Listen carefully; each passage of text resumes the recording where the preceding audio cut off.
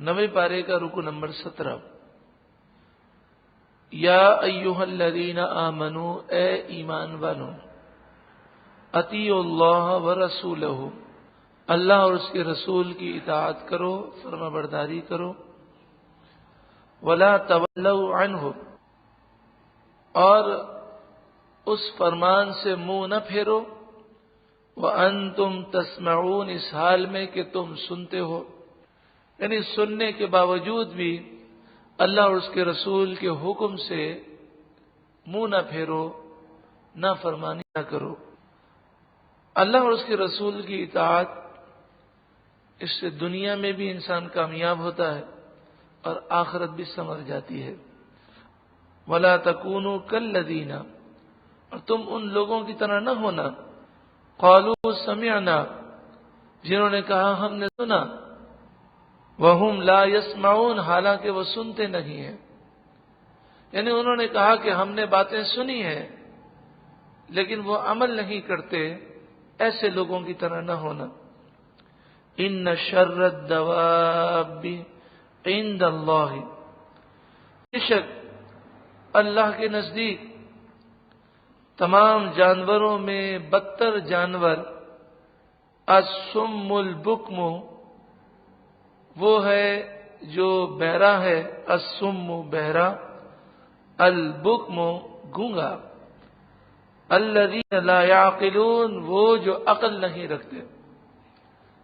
کتنا پیارا درس ہے کہ لوگ کہتے ہیں جی انسان اشرف المخلوقات ہے اشرف المخلوقات، مگر جب وہ اللہ اور اس کے رسول کو پہچانے اور اس کی فرمانبرداری کرے، ورنہ انسانوں کو، ایسے انسانوں کو جو کافر ہیں، کوئی بات سننے کو تیار نہیں، اسے تو قرآن نے بدترین جانور قرار دیا۔ فرمایا ایک اور مقام پہ، اولئک کالانعام بل ہم اضل، وہ تو جانوروں کی طرح ہیں بلکہ ان سے بھی بدتر ہیں۔ وَلَوْ عَلِمَ اللَّهُ فِيهِمْ خَيْرًا، اور اگر اللہ تعالیٰ ان میں کوئی بھلائی جانتا، لَأَسْمَعَهُمْ، تو ضرور انہیں سنا دیتا، یعنی ان کے دل مردہ ہیں، لہذا وہ ایمان نہیں لائیں گے، اسی لیے تو یہ حق باتوں کی طرف توجہ نہیں کرتے۔ ہم اپنا ایک ذہن بنا لیں، ذہن یہ ہے کہ جو لوگ گمراہی میں پڑے ہیں یا گناہوں میں پڑے ہیں، ان سے ہمارا دل افسردہ ضرور ہونا چاہیے اور ہمیں پوری کوشش بھی کرنی چاہیے، لیکن ہمیں مایوس نہیں ہونا چاہیے، کیونکہ جس کے نصیب میں ہدایت ہے وہ نصیحت ضرور قبول کرے گا، اور جس کے نصیب میں ہدایت نہیں، ہم جتنی بھی کوشش کریں کوئی اثرات نہیں ہونے۔ تو اس لیے کوشش ہم کریں ثواب کے حصول کے لیے۔ کوشش کس کے لیے کریں گے؟ کہ ہمیں نیکی کی دعوت کا ثواب ملے گا، باقی عمل کرے نہ کرے وہ اس کے نصیب ہے۔ وَلَوْ أَسْمَعَهُمْ، اور اگر اللہ تبارک و تعالی انہیں سنا دیتا پھر بھی ان پر کوئی اثر نہ ہوتا، کیونکہ ان کے دل مردہ ہیں، لَتَوَلَّوْا وَهُمْ مُعْرِضُونَ، جب بھی وہ منہ پھیرتے ہوئے، اعراض کرتے ہوئے پلٹ جاتے، جب بھی انجام کار منہ پھیر کر پلٹ جاتے۔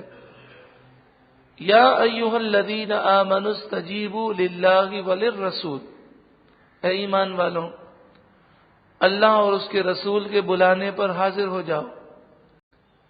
اذا دعاکم، جب رسول اللہ تمہیں بلائیں، لما یحییکم، اس چیز کے لیے بلائیں جو تمہیں زندگی بخشے گی، یعنی محبوب جب بلائیں گے اور جب تم ان کے فرمان پر عمل کرو گے تو تمہیں زندگی ملے گی، تمہیں حیات، روحانی حیات ملے گی۔ اس آیت کریمہ سے مراد یہی ہے کہ رسول اللہ اور اللہ کی فرمانبرداری کی جائے، اور رسول اللہ جب بھی بلائیں فوراً حاضر ہو جائے، لبیک کہتے ہوئے کہ میں حاضر ہوں، جس طرح کے صحابہ کرام کا طریقہ تھا کہ وہ حضور کے دربار میں اس طرح حاضر ہوتے کہ جب حضور فرماتے کسی بھی صحابی کو تو وہ جواب اس طرح دیتا، لبیک یا رسول اللہ، یا رسول اللہ میں حاضر ہوں۔ ایک صحابی نماز پڑھ رہے تھے، انہیں مسئلہ نہیں معلوم تھا اور وہ نماز فرض نماز تھی۔ رسول اللہ نے انہیں بلایا، انہیں یہ مسئلہ نہیں معلوم تھا کہ نماز کی حالت میں بھی اگر رسول اللہ بلائیں تو جواب دینا ضروری ہے۔ انہوں نے نماز مکمل کی اور رسول اللہ کی بارگاہ میں حاضر ہوئے۔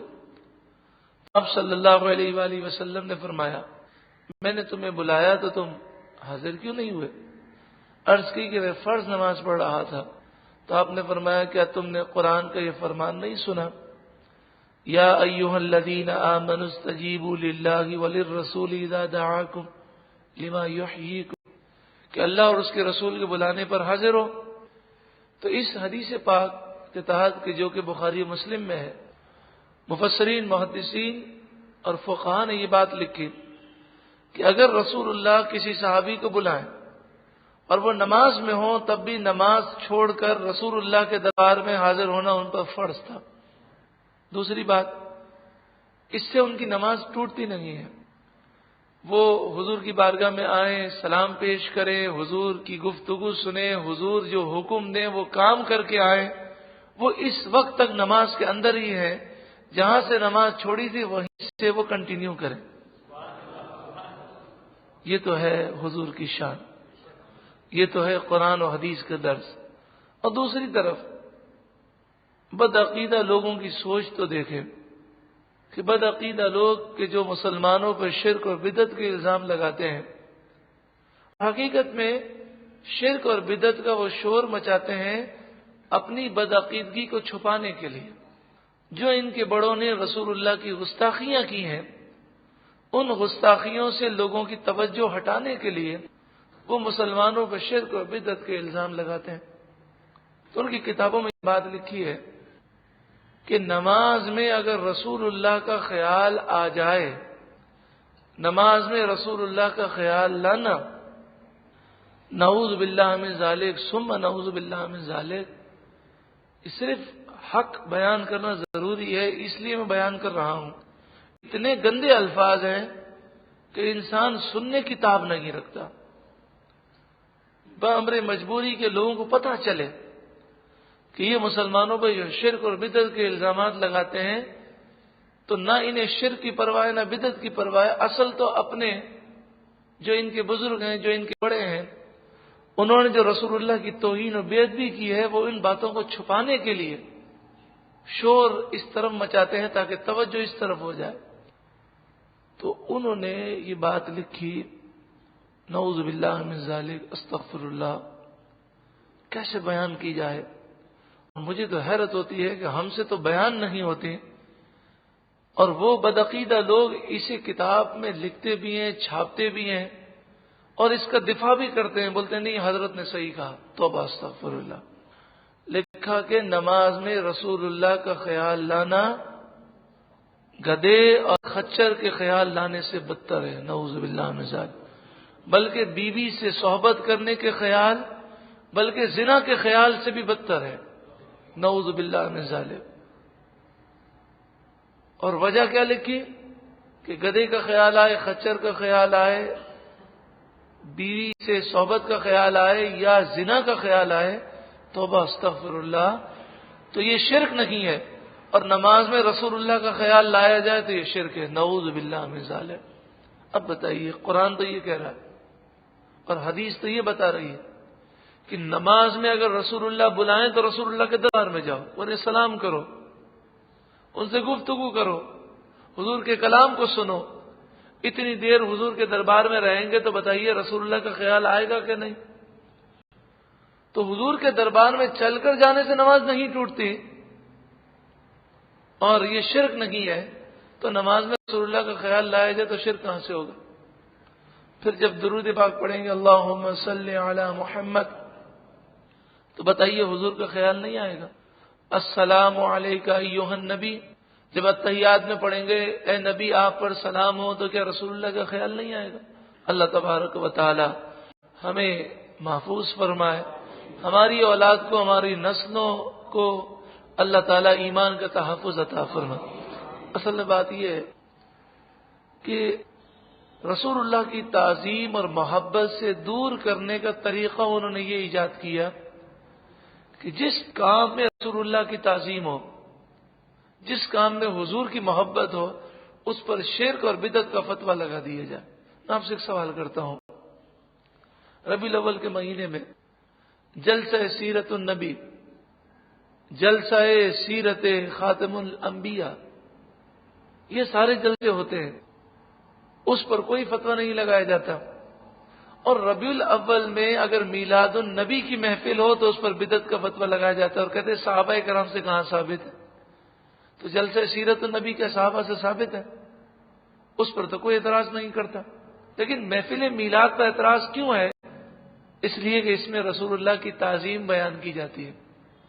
تو حضور کی تعظیم و شان کے لیے جو عاشقان رسول پروگرام کرتے ہیں اس پر اعتراض ہے۔ اب آپ بتائیے، ناموس رسالت پر ریلیاں نکلتی ہیں،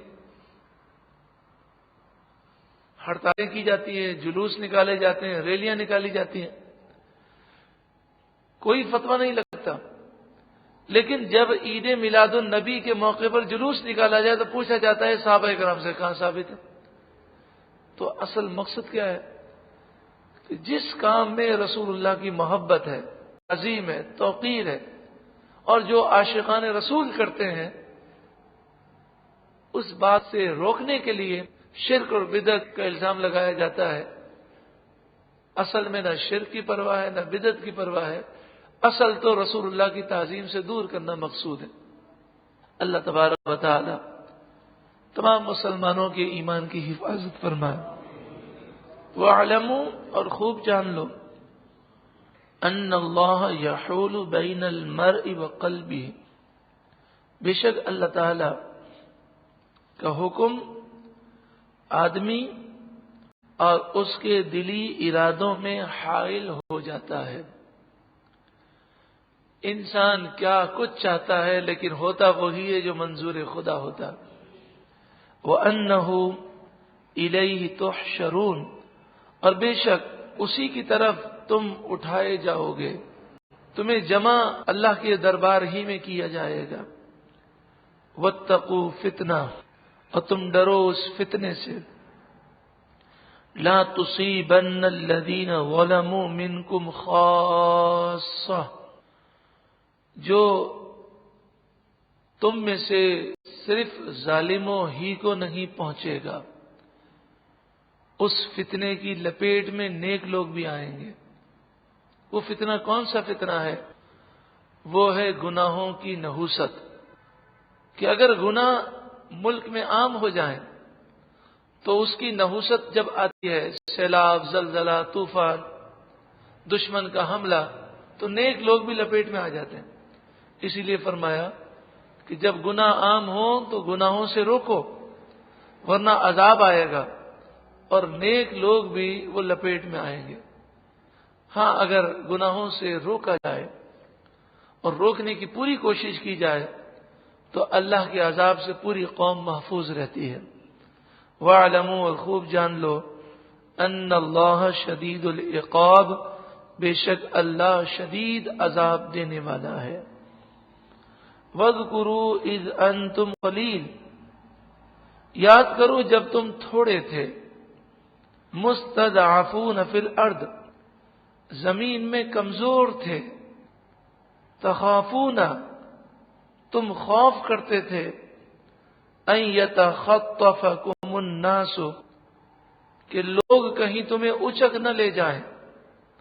یعنی مکہ مکرمہ میں جب مکی زندگی کو دیکھیں تو جو مسلمان تھے ان پر ایک خوف تھا کہ اچانک سے کافر حملہ کرتے، کسی کو گھر سے اٹھا کے لے جاتے، مارتے ہوئے وہ لے جاتے، روڈ پر، شاہراہ پر وہ گھسیٹتے، جو کرنا چاہتے وہ کرتے۔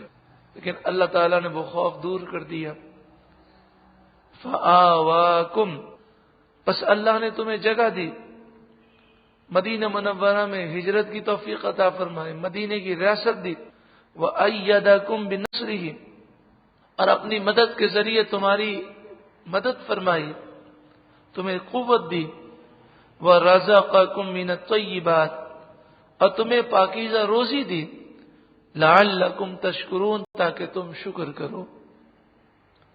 آج ہم جس قدر امن کے ساتھ ہیں، اگر آپ پاکستان بننے سے پہلے مسلمانوں کا حال دیکھیں تو پورے بر صغیر میں مسلمانوں کا قتل عام کیا جا رہا تھا۔ آج اگر انڈیا کے اندر مسلمان محفوظ ہیں، اگر محفوظ ہیں، تو یہ وجہ بھی پاکستان بننا ہے، چونکہ انڈیا کی گورنمنٹ یہ کوشش کرتی ہے کہ لوگوں کے ذہنوں پر یہ بات دوبارہ روشن نہ ہو جائے کہ پاکستان کا وجود ضروری ہے۔ تو اب اس کی مجبوری ہے، وہ یہ ثابت کرنا چاہتی ہے دیکھیں ہندو و مسلمان مل کر رہ سکتے ہیں، لیکن جو ان کے دلوں میں مسلمانوں کے لیے بغض ہے کبھی کبھی ظاہر ہوتا ہے، اور جب فسادات ہوتے ہیں تو مسلمانوں کے گھروں کو، دکانوں کو آگ لگا دی جاتی ہے۔ تو اگر پاکستان نہ بنا ہوتا تو جو پاکستان بننے سے پہلے مسلمانوں کا حال ہندو کر رہے تھے وہی حال ہونا تھا۔